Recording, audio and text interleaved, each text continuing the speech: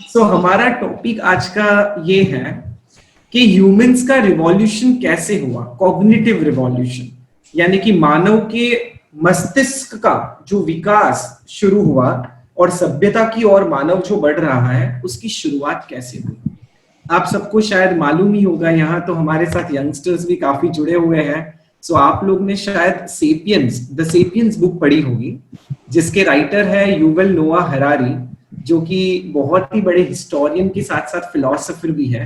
और उन्होंने ये बुक इतनी अच्छी लिखी है और जिस तरह उन्होंने ह्यूमन की हिस्ट्री डिकोड की है, ये खुद ब खुद में एक बहुत ही अप्रिसिएशन करने जैसा वर्क है।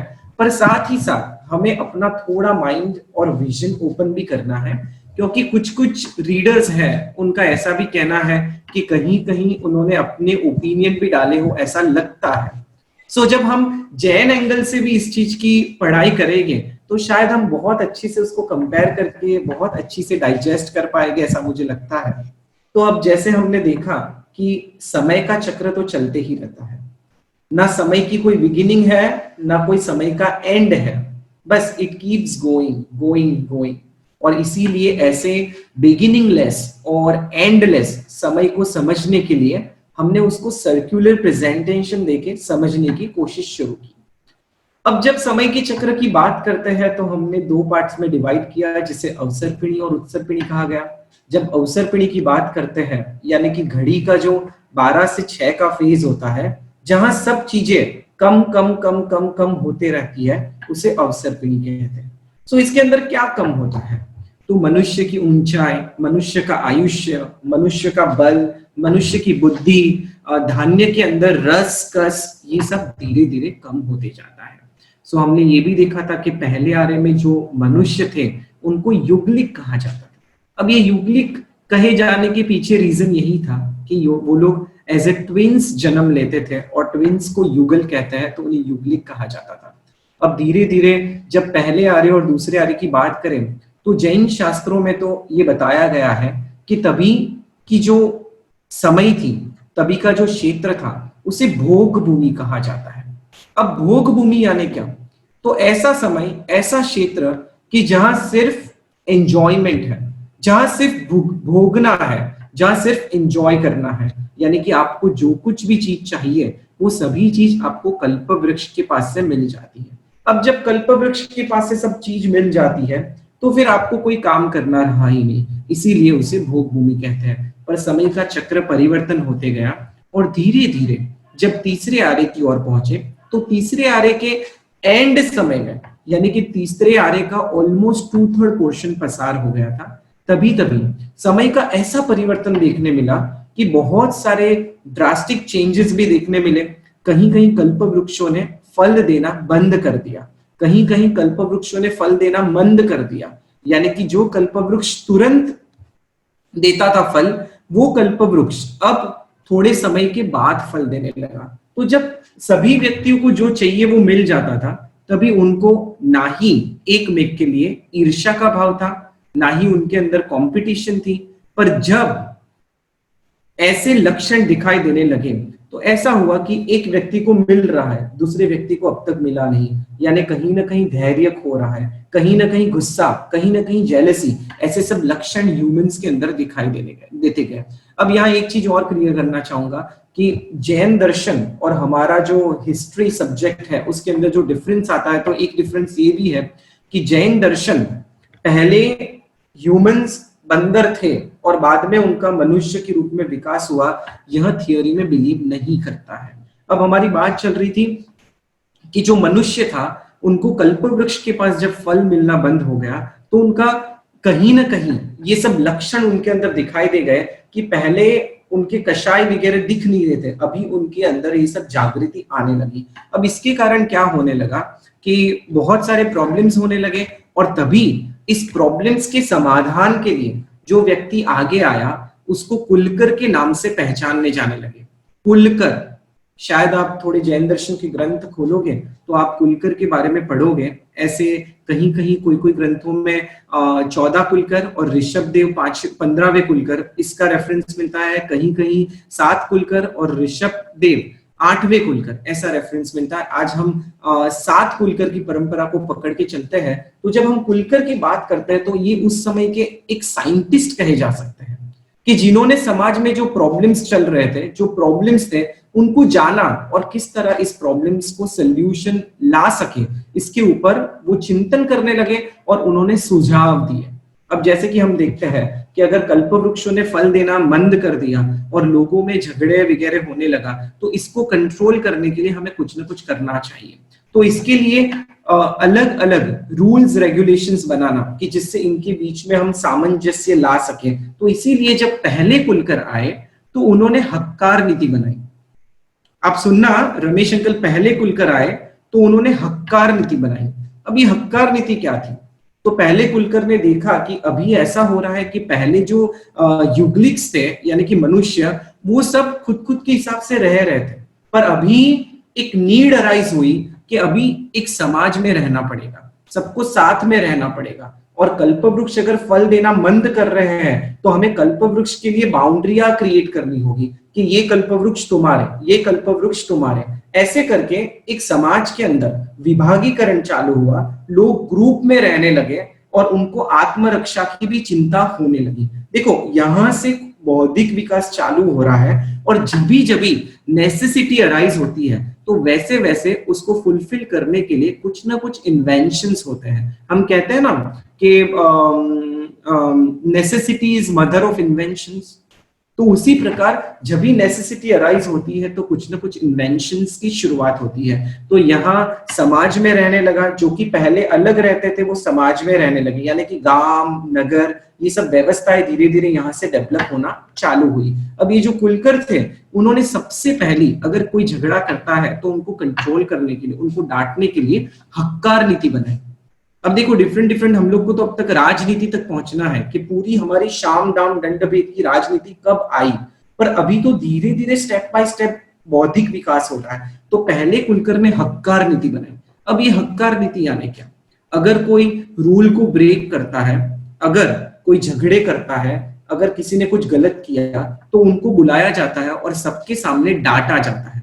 तो डांटने में भी देखो, आप देखिए कि खाली तूने ऐसा किया, खाली इतना बोलने से भी उनको बहुत बुरा लगता था। आप देखिए कि इसके पहले उनकी जो इनोसेंसी लेवल रहेगी, उनकी जो सरलता रहेगी, वो कितनी रहेगी। यानी कि हम देखते हैं कि छोटे बच्चे होते हैं वो कितने भोले होते हैं। अगर छोटे बच्चे को हमने जोर से खाली आवाज भी कर लिया या डांट भी लिया तो शायद वो रो भी पड़ते हैं, उनको बहुत बुरा भी लगता है। तो उसी प्रकार तभी के समय की जो युगलिक थे, मनुष्य थे, तो वो बहुत ही सरल इनोसेंट भी थे। तो कहीं कहीं अगर कोई ऐसे डांटता है तो उनको बहुत बुरा लग जाता था और इतनी पनिशमेंट में ही वो खुद लाइन पे आ जाते थे। पर अब हुआ ऐसे कि समय धीरे धीरे आगे बढ़ने लगा और समय का तो काम ही है परिवर्तन लाना। अब हम देखते हैं कि हमारे यहाँ सीजन के अंदर भी परिवर्तन आते हैं। तो उसी प्रकार पहला दूसरा आ रहा, इसके अंदर काफी नेचर के अंदर भी परिवर्तन आते हैं। यानी कि नेचर की जो हवा थी, यानी कि उसकी सुंदरता थी, वो भी धीरे धीरे कहीं ना कहीं कम देखने मिलती है। हम जब बारिश की बात करते हैं तो जब पहले आरे की बात करेंगे तो वहां बारिश की मात्रा बहुत कम, सेकेंड आरे में उससे थोड़ी ज्यादा हुई, थर्ड आरे में थोड़ी ज्यादा हुई। तो कैसे हो रहा था? पहले आरे में जैसे कि 10,000 दिन के बाद एक बार बारिश होगी, दूसरे आरे में 1,000 दिन के बाद, तीसरे आरे में 100 दिन के बाद। तो ये बारिश के कारण भी क्या हुआ कि कल्पवृक्षों ने जब मंद होने लगे फल देना, तभी इस प्रकार की बारिश भी होने लगी, तो दूसरी वनस्पतियां भी उगने लगी। देखो, साइमल्टेनियसली ये सब प्रोसेस चल रहा है। कभी कभी हम देखते हैं ना कि डोर्मेंट स्टेज में सब सीड्स पड़े रहते हैं, और जब ऐसे हमारी रेनी सीजन आती है और जिस प्रकार की बारिश आती है तो बहुत सारे प्लांट्स ट्रीज नई नई ग्रो होती है। तो इस प्रकार की बारिशों ने ऐसा भी प्रभाव दिखाना चालू किया। अब देखो, पहले कुलकर ने हक्कार नीति बनाई। अब ये हक्कार नीति कब तक चली? थोड़े समय तक चली, फिर हक्कार नीति से भी काम नहीं चला। तो जब तीसरे कुलकर आए, तीसरे कुलकर, तो उन्होंने मक्कार नीति बनाई। यानी कि माकुरु, और थोड़ी हैवी पनिशमेंट, और थोड़ा हैवीली डांटा जाता था, तो उनको बहुत बुरा लगता था। यानी कि अगर किसी ने माइल्ड छोटा क्राइम किया है तो उसे हक्कार नीति, और अगर थोड़ा बड़ा किया है तो उसको मक्कार नीति के द्वारा कंट्रोल किया जाता है। अब इसके बाद ये भी 2 कुलकर तक चली, और जब 5वीं कुलकर आए तब तक ये भी फेल हो चुकी थी। तो छठे कुलकर ने एक नई नीति बनाई जिसका नाम था धिक्कार नीति। यानी कि धिक्कार है तुम्हें, अगर किसी ने कुछ गलत किया तो उनको और जोर से डांटा जाता था। यानी कि जघन्य क्राइम के लिए हक्कार, मध्यम के लिए मक्कार और उत्कृष्ट के लिए धिक्कार नीति का यूज किया जाता। अब देखो, ये कुलकरों ने जैसे जैसे समय की नीड देखी तो वैसे वैसे कल्प वृक्षों ने फल देना मंद किया, तो लोग ग्राम, कबीले, नगर में रहने लगे। अब उनका दूसरे युगलिकों के साथ भी व्यवहार होने लगा, तो ये व्यवहार के लिए यहाँ से आना जाना, ये सब के लिए उन्होंने पशुओं को पकड़ के चलाना भी सिखाया कि किस तरह हम पशुओं का यूज, पहले किसी को पशुओं से लेने देना नहीं था, पर बाद में पशुओं को एज अ व्हीकल्स भी वो लोग यूज करना लगे। फिर जैसे कि नदी क्रॉस करके कहीं जाना है तो उन्होंने नाव का इन्वेंशन किया। तो ऐसे धीरे धीरे धीरे धीरे इनका बौद्धिक विकास हो रहा है और ये विकास अब तक बहुत मंद गति से चल रहा है। और जब सातवें कुलकर आए जिनका नाम था नाभि कुलकर, नाभि कुलकर यानी और कोई नहीं पर ऋषभ देव के पिता नाभि कुलकर, हम कहते हैं ना नाभि राजा और मरु देवी माता, सो नाभि कुलकर यानी ऋषभ देव के पिता। तो जब नाभि कुलकर आए तो नाभि कुलकर के समय समस्या इतनी सारी बढ़ गई थी, इतनी सारी बढ़ गई थी कि ना हक्कार नीति से काम चल रहा था, ना मक्कार नीति से काम चल रहा था, ना धिक्कार नीति से काम चल रहा था। और एक समस्या का समाधान करें दूसरी समस्या खड़ी होती है, दूसरी समस्या का समाधान करें तीसरी समस्या, यानी कि समस्या इतनी बढ़ने लगी थी और समय के अंदर इतना परिवर्तन हो रहा था। पर तभी घटना ऐसी घटी कि ये जो नाभि कुलकर, ये जो युगल था उसमें जो युगलानी यानी कि मरुदेवा थी, उन्होंने 14 ड्रीम्स देखे एक रात को। अब जब 14 ड्रीम्स देखे तो ये बहुत ही अलौकिक ड्रीम थे और ये 14 ड्रीम्स को देखने के बाद जब मॉर्निंग में उन्होंने नाभि कुलकर को बताया कि मैंने ऐसे 14 ड्रीम्स देखे हैं, तो नाभि कुलकर थोड़ी विशेष प्रज्ञा रखते थे। देखो, वो कुलकर ऐसे ही नहीं बने जिसके अंदर आम इंसानों से थोड़ी प्रज्ञा विकसित हुई है, या कभी कभी ऐसा भी हमें सुनने मिलता है कि कुलकरों को जाति स्मरण ज्ञान यानी कि प्रज्ञा विकसित हुई है तो वो कुलकर बने हैं। और उन्होंने उनकी विकसित प्रज्ञा, विकसित बुद्धि के कारण कहा कि आपने जो ये स्वप्न देखे बहुत ही शुभ स्वप्न है और ये इंडिकेट कर रहा है कि शायद हमारे जीवन में ये जो प्रॉब्लम्स चल रहे हैं उसके समाधान तुरंत आ जाएंगे। और देखते ही देखते समय व्यतीत होने लगा और मरुदेवा ने एक युगल को जन्म दिया। अब ये युगल जो था इसके अंदर ऋषभ देव का जी और साथ ही साथ ऋषभ देव के साथ जो कन्या जन्म लेती है उसका सुनंदा नाम आगे जाके रखने में आया। अब देखिए, जब मरुदेवा ने इस युगल को जन्म दिया तो मरुदेवा ने जब 14 ड्रीम्स देखे थे तो उन्होंने पहले ड्रीम के अंदर वृषभ देखा।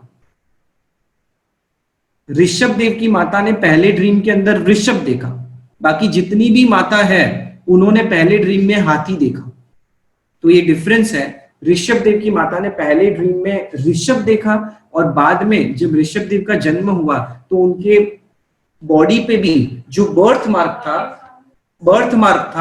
वो बर्थ मार्क में भी ऋषभ था, इसीलिए उनका नाम ऋषभ रखने में आया। तो यहाँ ऋषभ और सुनंदा ये नाभि कुलकर और मरुदेवा के पुत्र और पुत्री थे।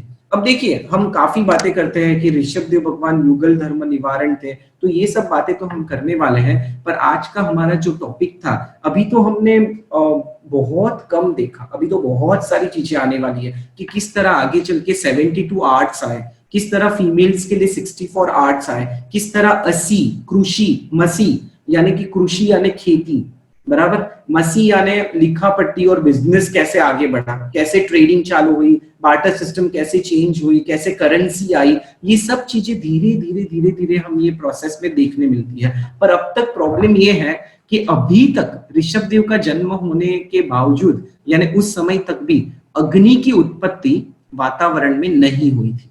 अग्नि यानी फायर, अब फायर वातावरण में प्रोड्यूस हुआ ही नहीं है, यानी कि शास्त्रों में मिलता है कि वातावरण के अंदर सर्टेन कंडीशंस हो तभी ही ये प्रकार की अग्नि प्रकट हो सकती है। अगर वातावरण पूरी तरह से स्निग्ध होता है या रुक्ष होता है, पूरा ड्राई, तो अग्नि की उत्पत्ति नहीं हो सकती है। इसके अंदर कुछ मात्राएं होनी चाहिए, तो ही अग्नि की उत्पत्ति हो सकती है। तो अभी तक अग्नि की उत्पत्ति नहीं हुई है। कल्प वृक्षों ने फल देना बहुत मंद कर दिया है और समाज में बहुत सारे प्रॉब्लम्स हैं, क्योंकि उसके अलावा भी बहुत सारी झगड़े वगैरह होते हैं। तो खुद की आत्मरक्षा करना ये भी युगलिकों के सामने प्रश्न था, इसीलिए उन्होंने सब धीरे धीरे पत्थर के वेपन वगैरह ये सब जो बनाने भी शुरुआत की। अब हुआ ऐसा कि जब ऋषभ कुमार का जन्म हो गया, तो देखिए वो जन्म से ही भगवान तो नहीं थे।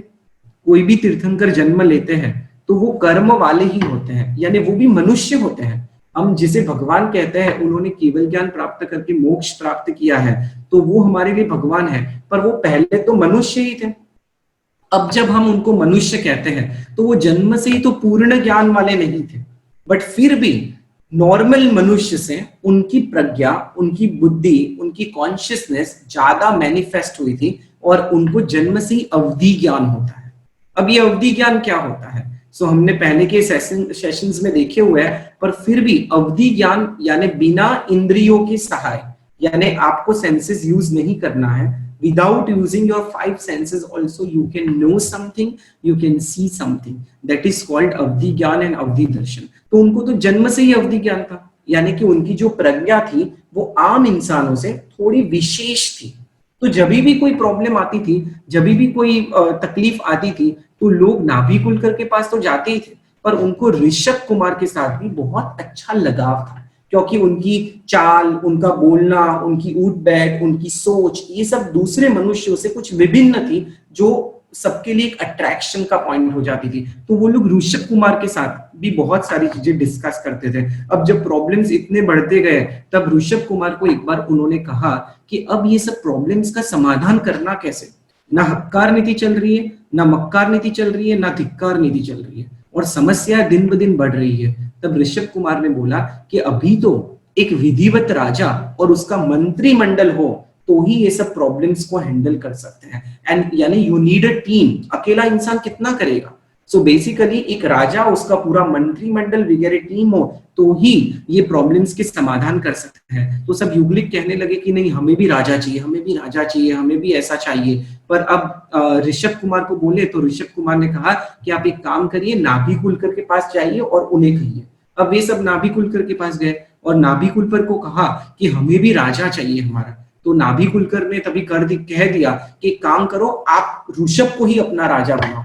अब युगलिक तो इतने खुश हो गए, क्योंकि पहले से ही ऋषभ के साथ इतना अटैचमेंट, ऋषभ कुमार के साथ इतना अटैचमेंट था। तो उन्होंने सोचा कि अभी इनको हमारा राजा बनाना है, तो हमें क्या करना चाहिए? तो वे सभी जल लेने गए। अब देखिए कि पहले के जमाने में अभी तक यूटेंसिल्स भी कैसे बनाना, ये सब भी कुछ भी नहीं हुआ है।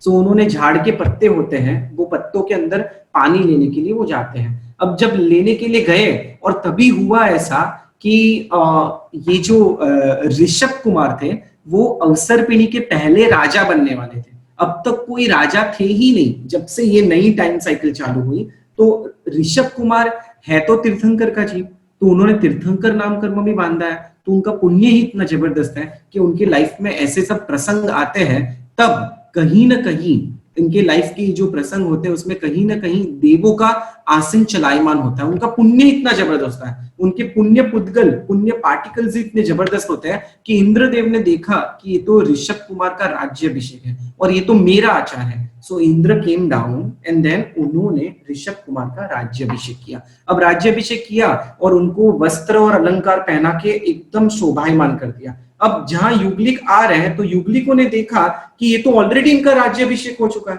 तो हम लोग ये पानी लेके आए, अब इनके ऊपर कैसे डालें? तो वैसे युगलिकों ने अब लाए हैं तो कुछ तो करना है, तो उन्होंने उनके पैरों का प्रक्षालन किया। तो जिस पोलाइटनेस, जिस विनय भाव से उन्होंने भगवान के पैरों का प्रक्षालन किया, वो देख के इंद्र बहुत ही खुश हो गया। और ये खुश होके इंद्र कुबेर को आज्ञा करता है कि ऐसे विनीत युगलिकों के लिए, विनीत यानी जो बहुत ही पोलाइट है, ऐसे युगलिकों के लिए एक नगरी का निर्माण किया जाए।